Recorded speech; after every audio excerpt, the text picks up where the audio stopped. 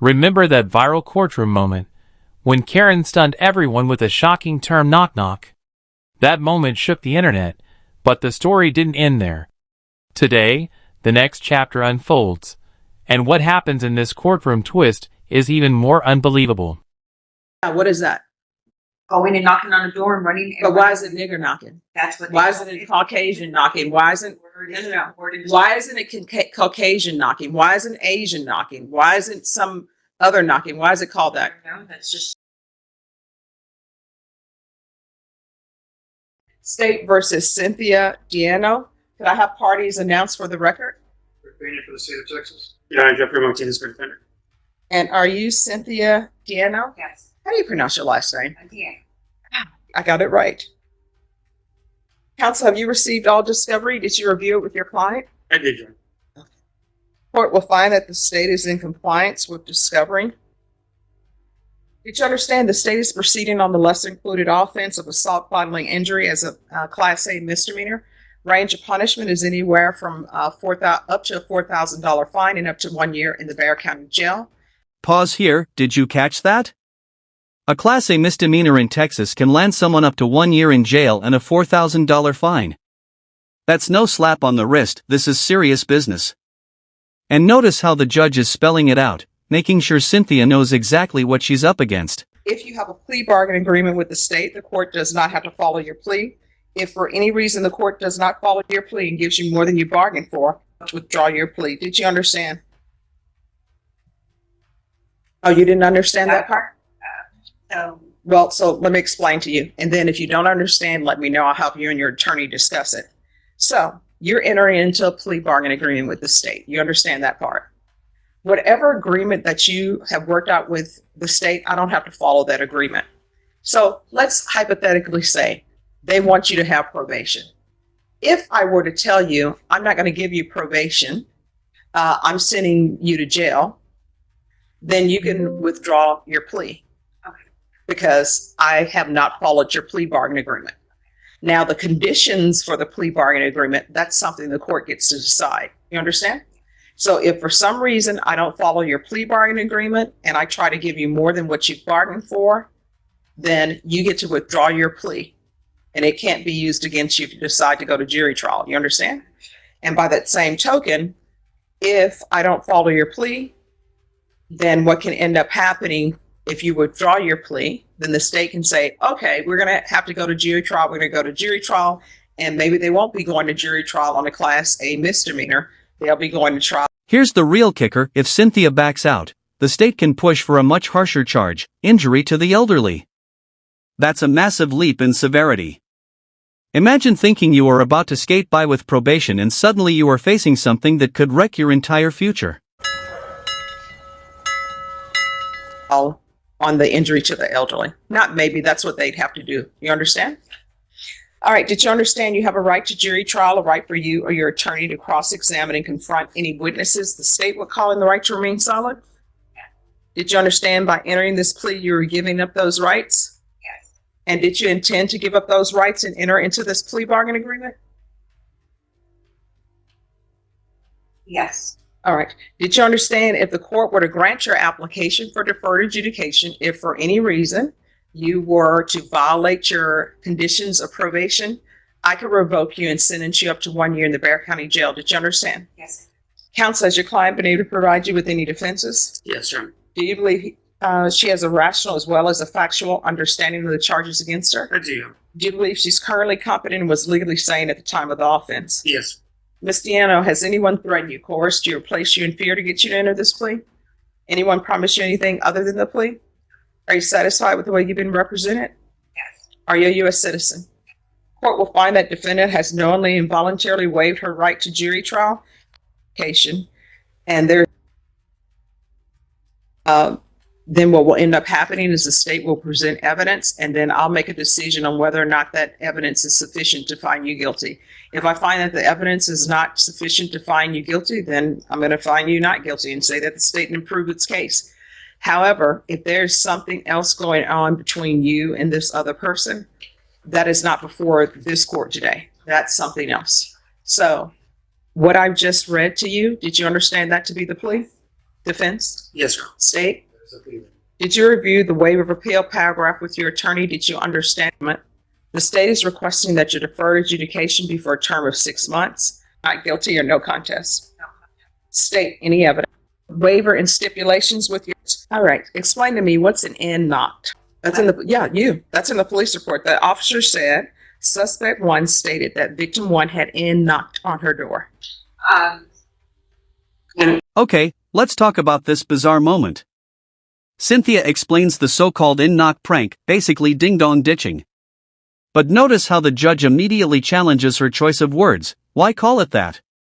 This is not just semantics, this is a judge untangling prejudice from a prank gone too far. Tension level? Off the charts. They I knocked on their door trying to. No, I'm asking. she constantly. No. What is an in knock? Going and knocking on the door and running. That's what. Why isn't it Caucasian knocking? Why isn't no. Why isn't it Caucasian knocking? Why isn't Asian knocking? Why isn't some other knocking? Why is it called that? No, that's just the way they say it. No, that's the way you say it because that's what you said. That's what they say. That's basically, I mean, all right. I don't know what else to tell you. No, I'm just trying to figure out why. It's Why would not you like call a it race. It wasn't to be racist. The kids just kept knocking and knocking on my door, constantly doing that to me. They live upstairs. I did not touch this kid, and I really don't even want to sit here and plead to say that I did. Oh, you can go. We can have a jury trial. I don't want to do that because he says that's not the best thing to do. No. I just lost. Look, I lost a child. My son was 19 years old, was murdered just 2 years ago. I'm under a lot of stress already, you know. So I'm just trying to get out of this and get it as easy as Just what? I'm just stressed out enough. Mm-hmm. All right. So, do you want a jury trial? No, I don't. I just want to get this over with. Do the probation and whatever I have to do. All right. So, what was the race So of? then just tell me, you asked me that question. If you knew the answer to the question, What is the race of the complainant? Hispanic. Hispanic. Yeah, everyone's Hispanic in the instance. Mm-hmm. And what do you? If I knew the answer, I don't know why you would say that. That's why I'm trying to figure out why you're saying it. Because in the police report, they say you were intoxicated. So I'm trying to figure out. Intoxicated. That's what it says in the police report. It says suspect stated V had knocked on her door and she came outside to see who knocked. And victim's family came down the stairs yelling at her, accused her of hitting the victim. Suspect kept saying she did not want to tell her side of the story and tried to walk away to go inside. I detained suspect to investigate further. And it says in here that there was signs of drinking. I don't see a crime in drinking in your own home. I was in my own home. I'm just trying to figure out what's going on because I have to set conditions for you. Is this an anger problem? Because they want you to do it. I'm sorry that you caught me off guard with the question that you asked me. I feel like you're kind of in a setup. I felt kind of set up with that question. I understand it's not a word to be used, and I understand that I used it in a wrong word, in a wrong way, and I apologize for that. So I'm sorry. There's more in here that you said. You're using profanity. I am trying to figure out, because it says suspect had a strong odor of intoxicants on her. I'm trying to figure out why the state is asking for anger management, because they're requesting that you do anger management. They're requesting that you have a TAP evaluation to see if you have a drug or alcohol problem. They're asking for sober support meetings. Sober support meetings are usually for people who have a drug or alcohol problem. I'm trying to figure out what's going on because you told me that the lady, Samantha, had, assaulted you or is still causing problems with you. So I'm trying to read the room and figure out what's going on, and I cannot. I'm leaving this apartment, so I already have gone into a new place to live. I'm leaving on Sunday because the lady kicked my dog the other day, and she got up in my face and stuck her finger in my face and started yelling at me. No, I don't have a drinking problem. Yes, I lost my child on February 5th, 2023. He was murdered by a best friend in a gas station in Austin, Texas. And I lost my fiance 11 days before that. He had a heart attack inside my home. I've been under a lot of stress and frustration. These people don't leave me alone from upstairs. This is where the courtroom shifts. Cynthia is not just a defendant anymore, she's a grieving mother, a fiancé who lost everything, and a woman under crushing stress. But here's the question for you, should her personal tragedy soften legal accountability? Or should the law stay blind to circumstance? It's a constant fight with this lady, so I'm moving myself away from that environment. I've already lost my job because of her, that I had a job with for 6 years, working from home, and I politely went upstairs and told her, look, you know, like, I work from home, all they do is they run like a herd of elephants upstairs, and it basically just annoying people. And that's it. The kid just keeps knocking on my door. They would steal my decorations from my home. I've already complained. So now I'm taking myself out of the environment and just going somewhere else. All right, state. You're requesting anger management in sober meetings? All right, and why are you requesting that? Seems like that would be beneficial for the family to undergo. We're in agreement with the state. We would ask to probate the fine, Your Honor. As you heard, the defendant has lost her job. She's having to have moving expenses. She's indigent and court appointed, Your Honors. At this time, we would ask to follow the plea and to waive the fine. So you're fine with anger management in sober meetings? Yes, sir. Okay. There's going to be a $500 fine probated, proof of employment within 30 days, no employment as a home health care provider or with minors.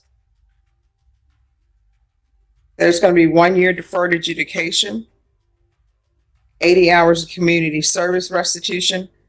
I think she needs anger management. I'm going to order anger management. Once she's completed that, then 40 of the hours will be deemed satisfied.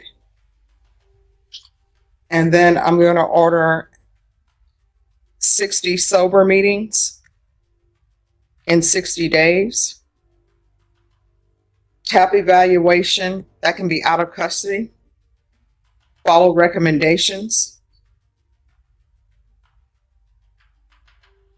There's going to be field visits 1 time per month for 6 months. Regular reporting by Zoom or in person. Regular random UAs. And there it is, the hammer drops. Deferred adjudication, probation, anger management, and 60 sober meetings in 60 days. The judge is not just punishing her, she's prescribing a full lifestyle reset. Think about it, is this justice or rehabilitation in disguise? There's to be no contact with the following persons. Danny Ibarra, Samantha Coronado, and Brenda Espinoza.